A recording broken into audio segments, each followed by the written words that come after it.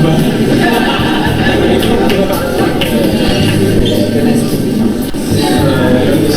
I speak Bahasa Indonesia and I speak English. Nah, oke teman-teman, kali ini saya akan kembali lagi yang membahas mengenai kabar terbaru dari timnas Indonesia. Dan di sini pun saya melihat bahwa Indonesia saat ini ya, ketika berbicara tentang skuad itu banyak sekali disegani. Bahkan ya media Korea, Best Eleven itu selalu mengabarkan bagaimana perkembangan timnas Indonesia dan juga Sintayong. Dan seperti pengamat asal Australia itu mengatakan bahwa kekuatan baru Asia itu memang ada di Asia Tenggara dan disebutkan di situ adalah Indonesia. Nah, tentu ini bukan hanya berbicara masalah omong kosong ya, tetapi saya melihat memang datanya seperti itu. Memang faktanya seperti itu. Walaupun Indonesia belum bertemu Irak, belum bertemu Jepang, tetapi dari skuad dan juga formasi ini patut ditunggu dan ya kita ketahui ini sebagai antisipasi bagi negara-negara tersebut untuk mempersiapkan diri untuk melawan Indonesia. Begitupun sebaliknya, Indonesia juga menyiapkan diri.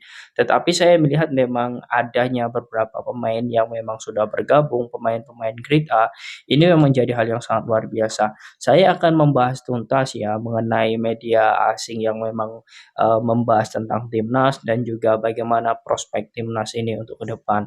Jangan lupa untuk membantu channel ini, silahkan kalian tekan tombol like, komen, dan juga subscribe, serta tekan tombol loncengnya agar kalian selalu mendapatkan notifikasi dari video-video saya selanjutnya. Oke, di sini langsung saja yang pertama.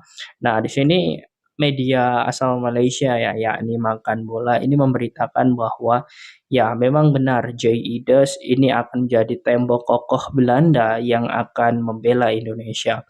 Nah, narasi itu diterbitkan kemarin dan saya melihat sudah ribuan ya yang melihat, baik itu netizen Indo ataupun Malaysia.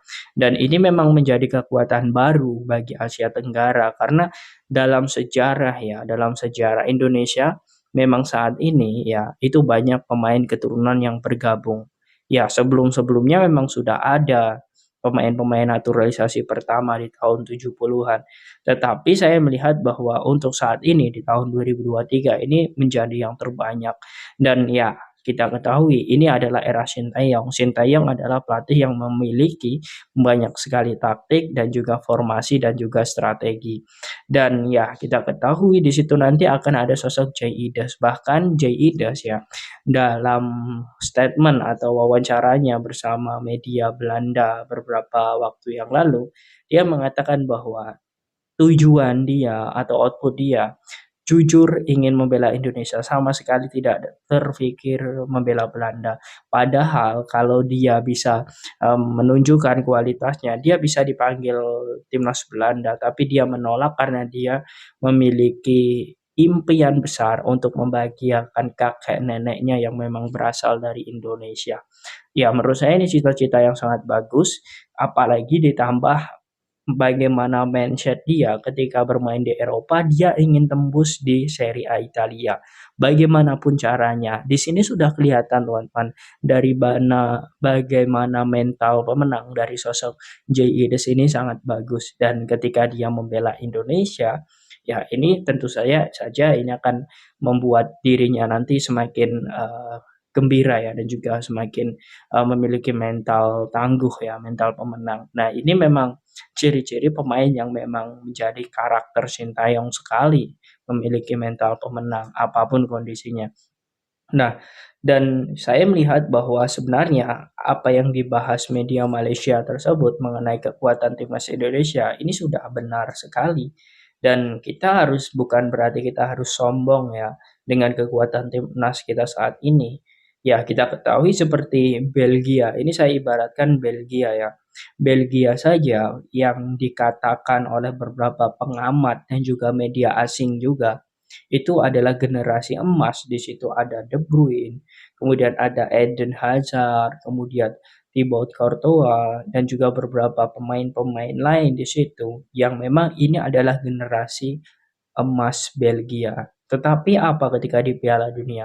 Gagal total. Tetapi apa ketika di Piala Eropa? Gagal total. Artinya ini momen bagi Indonesia ya jika tidak ingin ya dalam artian selalu disanjung tinggi oleh media asing, selalu disanjung tinggi oleh komentator-komentator asing, artinya Indonesia juga harus memfollow up bagaimana kekuatan yang sudah ada ini ya itu harus memiliki kekuatan yang sangat bagus dari segi mental, fisik, taktik, dan juga pengalaman bermain. Nah, perbedaannya seperti ini teman-teman. Kalau Belgia itu kan mereka itu sudah levelnya ya kita ketahui lah kalau Indonesia untuk langsung masuk ke Piala Dunia mungkin untuk saat ini masih berproses. Perbedaannya adalah kita ini di Asia dan level untuk persaingan Asia menurut saya ini masih terbuka lebar, tidak sekompetitif di Eropa. Ya mungkin kita sudah tahu langganan-langganan Piala Dunia seperti Jepang, Korea, kemudian Iran, ya, kemudian Arab Saudi, Australia. Tetapi kita juga melihat kita saat ini itu punya pelatih yang sangat bagus, yakni Coach Sintayong. Apakah kalian masih tidak yakin dengan kapasitas Sintayong? Ya, tentu dengan adanya pemain-pemain grade A atau pemain-pemain keturunan yang sangat bagus, ini bisa menambah bagaimana kekuatan timnas Indonesia. Dan jika di sini saya melihat kekuatan dengan bertambahnya Jay Idas ya, di sini saya melihat sudah ada 8 pemain keturunan atau pemain naturalisasi. Ya, di era Bapak Iwan Bule itu ada 5, kemudian saat ini akan bertambah satu ya, kemudian kita juga sudah memiliki Mark Klok dan juga Stefano Lillipali. Artinya dengan 8 pemain itu dan saya melihat saat ini semua ya 8 pemain itu sekarang on fire di klubnya masing-masing. Itu yang sangat saya respect dan sangat luar biasa. Saya tidak tahu bagaimana dulu Sintayong ini menganalisa pemain, entah pakai strategi apa dalam dia menganalisa pemain. Yang jelas ini masih di luar ya pengetahuan saya mengenai analisa pemain-pemain keturunan. Dan ya, ini memang sangat luar biasa, tetapi kita tidak boleh terlalu menyanjung tinggi bagaimana kualitas Indonesia saat ini. Kita juga tidak boleh terlalu ini teman-teman jumawa dengan apa yang menjadi kekuatan timnas saat ini. Ya, jangan sampai seperti Belgia. Kita harus fokus, kita harus konsisten dalam permainan, kemudian pemain harus selalu ya tahu apa yang diinstruksikan pelatih. Ya menurut saya itu hal-hal yang mendasar dan juga hal-hal yang penting untuk Piala Asia. Karena kalau saya melihat nanti Jay Idas ini akan dipasang, tentu ya ini akan saya lihat nanti dia ini akan partnernya dengan Jordi Amat sebagai bek kanan atau dia akan ditempatkan sebagai partner Mark Klok di gelandang tengah atau gelandang pertahanan. Nah, karena di posisi tersebut dan kalau berbicara tentang negara-negara Asia Tenggara khususnya, saya yakin sekali apa yang menjadi statement Sintayong, dia masih penasaran dengan Piala AFF ya. Yang menurut saya dengan datangnya pemain-pemain tersebut jika di kalender non kalender FIFA itu pemain diizinkan untuk bergabung, ya saya yakin untuk Piala AFF nanti timnas bisa memenangkan trofi ya untuk Sintayong karena Sintayong masih penasaran. Nah, bukan berarti kemarin permainan Sintayong ketika di Piala AFF itu buruk ya.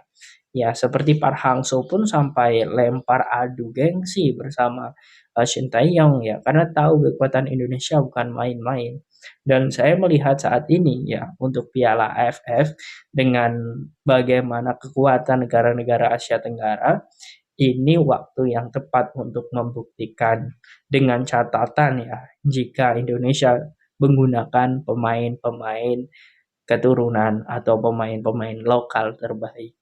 Dan saya melihat seperti ini teman-teman. Oke, ini saya berbicara menurut data yang sudah saya dapatkan ya.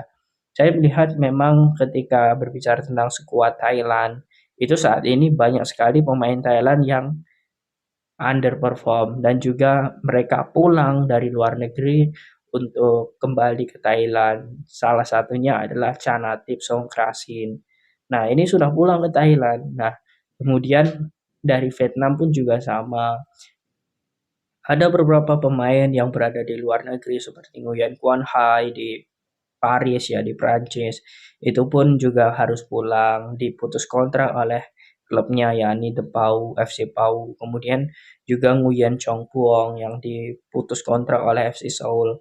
Dan juga saya melihat di FIFA Matchday ya, skuad dari Malaysia, skuad dari Singapura. Itu kalau Malaysia pemain abroadnya itu hanya dua, yakni ini Junior Ernsterdal ya yang saat ini bermain di Dewa, dan juga sosok ini tonton ya Dion Cole yang bermain di Buriram. Hanya dua itu. Dan ada satu pemain yang berada di luar negeri di posisi tengah, hanya tiga. Kemudian untuk Singapura ya, Singapura itu juga hanya satu pemain Persebaya. Sisanya itu adalah pemain di liga domestik. Nah, secara pola permainan dan jam terbang, saya yakin Indonesia bisa untuk di level ASEAN ya, tetapi kita tidak berbicara mengenai level ASEAN lagi. Kita sedikit lebih maju di tingkat Asia, walaupun ya kalau saya berpikir atau berbicara tingkat Asia, ya menurut saya Indonesia ini masih di level 4 ya, atau level 16 sampai 24 tim Asia. Belum sampai ke 8, tetapi kita masih menuju dan berproses menuju itu. Nah, bagaimana menurut kalian teman-teman? Dengan skuad timnas Indonesia yang di sini mulai dipertanyakan dan diperhitungkan oleh media-media asing dan komentator asing, silahkan kalian tulis di kolom komentar.